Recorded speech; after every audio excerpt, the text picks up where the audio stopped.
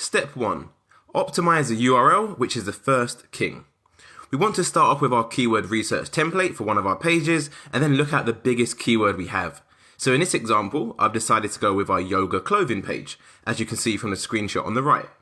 I've already sorted our keywords in order of the most monthly searches, so finding the biggest keyword is a simple task.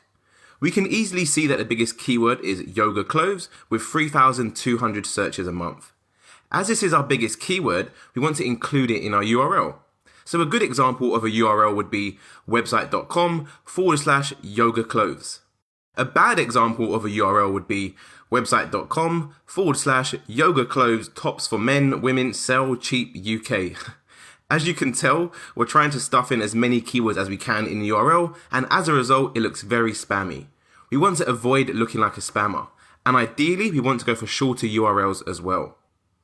Another thing you want to keep in mind as well is you want to avoid repeating words in the URL. For example, if your website is called yoga.com, then a good URL would be yoga.com/clothes. A bad URL would be yoga.com/yoga clothes. The reason why this is a bad URL is because you have the word yoga in there twice. You want to avoid repeating words in your URL. I'm now going to head over to my WordPress website and I'm going to show you exactly how you can optimize your URL on a WordPress website. Optimizing the URL on a WordPress website is actually very straightforward. So in this video, I'm going to give you a live walkthrough and show you exactly how you do it. So let's just imagine I'm logging into my website and I want to create a new yoga page targeting that keyword yoga clothing. So the first thing I need to do is to log into my WordPress website. So for the example of this video, I'm using a ClickSlice, which is actually my website for my SEO agency. So it's not a yoga website. However, let's just imagine it is, and we're going ahead and creating a new page. So you want to go into your WordPress website, log in, click Pages, and then click Add a New Page, and it will load a page that looks like this. So as you can see, I have this option right here, which is called a permalink. So a permalink is essentially a fancy word for a URL. If you don't see this option right here, what you need to do is in your title bit up here, simply just put in any random text, and then the permalink box will load below. So what you want to do is click Edit, and simply remove test title, as that's what I had up here before, and simply put in the keyword you want to target, which for me is going to be yoga clothes.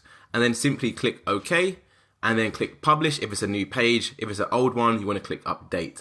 And that is essentially how you update your URL. Word of warning. If your pages already have decent rankings and have links pointing to the page, you may want to avoid changing the URL. As this page will already have some trust and authority in the eyes of Google with its current rankings, so if you go ahead and then change the URL of this page, it can result in a drop of rankings.